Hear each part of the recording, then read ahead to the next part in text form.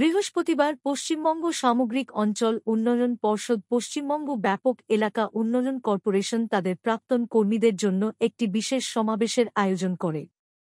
এই অনুষ্ঠানটি বানজেটিয়ার পশ্চিমবঙ্গ ব্যাপক এলাকা উন্নয়ন কর্পোরেশন এর নিজস্ব আবাসিক প্রশিক্ষণ কেন্দ্রে অনুষ্ঠিত হয়, যেখানে ৮ জন প্রাক্তনীকে তাদের দীর্ঘ কর্মজীবনের জন্য সম্মান জানানো হয়। অনুষ্ঠানে উপস্থিত ছিলেন প্রকল্পের ভারপ্রাপ্ত আধিকারিক সলিল সুর রায় চৌধুরী, যিনি বলেন, আজকের দিনটি আমাদের জন্য স্মরণীয়।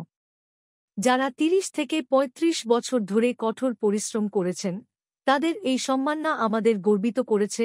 প্রাক্তনদের জীবনের অভিজ্ঞতা এবং কাজের প্রয়াসের কথা তুলে ধরা হয়, যা বর্তমান কর্মীদের জন্য প্রেরণা হিসেবে কাজ করবে।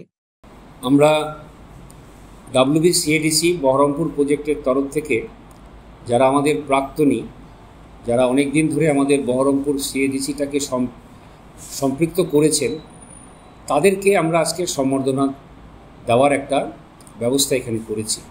তার কারণ তাদের দেখানো পথেই আজকে আমরা CADC নিয়ে এই যে এগোচ্ছি, মানুষকে নিয়ে FPC, SSG ইত্যাদি হাজার হাজার মহিলা যাদের কর্মসংস্থানের জন্য আমরা লড়ছি, এই পথটা তারাই আমাদেরকে কিন্তু দেখিয়ে গেছিলেন।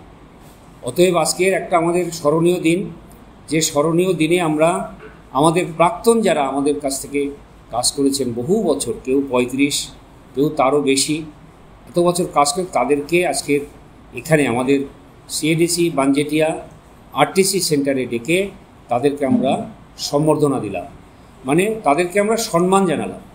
এই সম্মান জানাতে পেরে শুধু আমরা যে গর্বিত তা নয়, ওনারা আমাদেরকে গর্বিত করে গেলেন এবং এই রীতিটা পরবর্তী ক্ষেত্রে চালু থাকুক, এইটা আমি মনে প্রাণে বিশ্বাস করি এবং মনে প্রাণে সবার কাছে একটি আবেদন আমি রাখি।